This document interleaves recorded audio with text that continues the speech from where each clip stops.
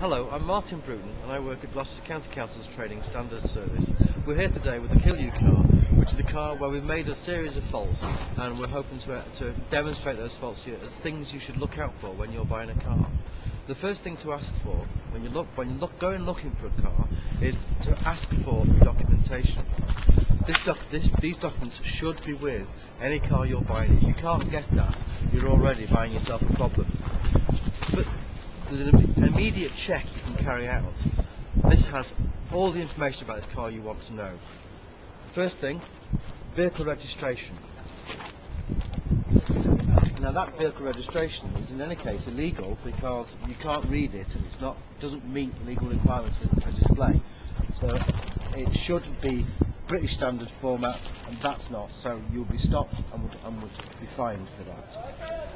This one is actually, the registration on the documents show N371SUE.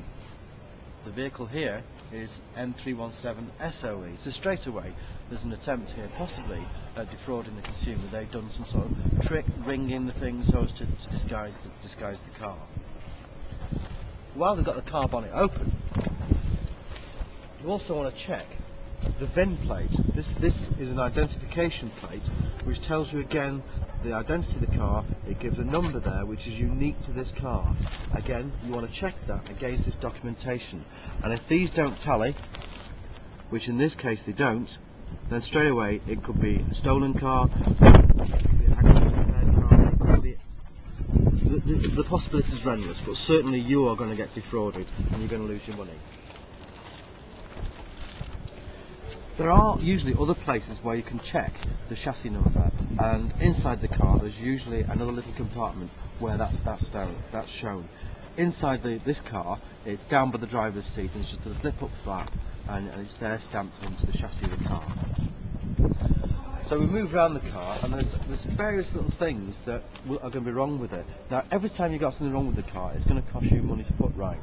So you want to be making a list as you work your way around. This one, straight away, there's a headlamp here which is loose. That's going to cost money to repair. You need to factor things in like that to your buying evaluation.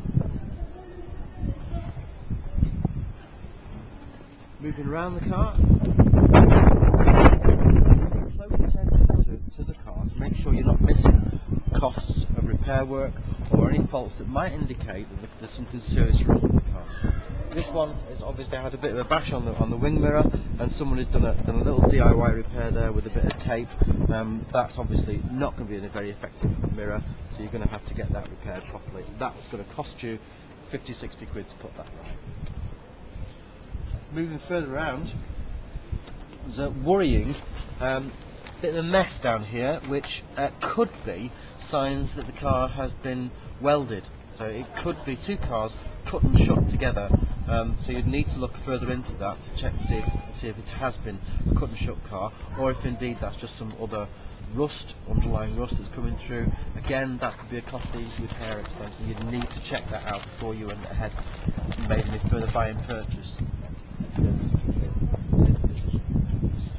Obviously some little dents and dints, but then this is an older car, so you would expect those. It wouldn't necessarily indicate that there's anything serious wrong with the car.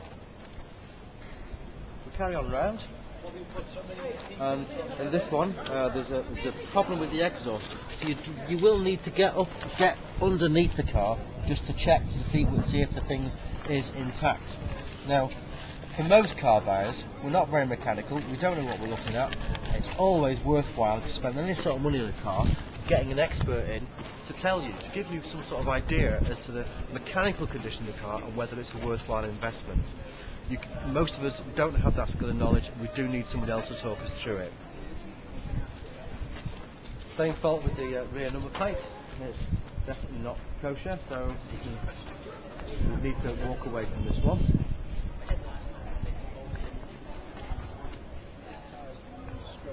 We're now going to the inside of the car, and there's an immediate problem in here that there's no rear view mirror, so you're going to need to get that replaced, and I think the taking it off has caused some damage to the windscreen, and that's going to be a costly repair.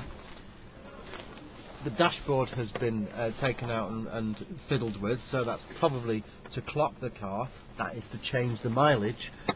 Usually you can wind back a car, these old style cars, clock mechanisms, so as to make the mileage look less than it's actually travelled. That means they're going to try and get more money out of it, because a lower mileage car is worth more than a higher mileage car usually.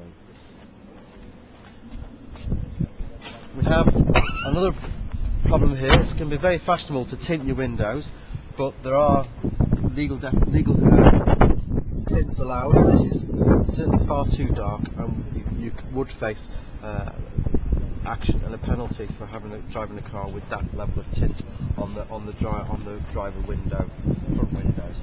You can have dark tints on the back windows, but nothing like that on the front windows. We've also got a really big tyre down here. This is seriously worn away, so you know you're going to have to incur quite a lot of expense in replacing that tyre. Some minor problem here. We've got a badly stripped, very badly stripped windscreen wiper, so that's going to be another £20–30 for you to replace that. We've also got some problems here with the windscreen where it's been dented. That would, the condition of that is too severe, it wouldn't be able to repair, so you would need to replace the windscreen on that one. So we've seen straight away from a car there, on a quick inspection round, there is a number of problems immediately evident, but you do need to spend the time just walking around and having a look, and don't be discouraged by the seller, because they will try and deflect you away from any concerns they've got with the car.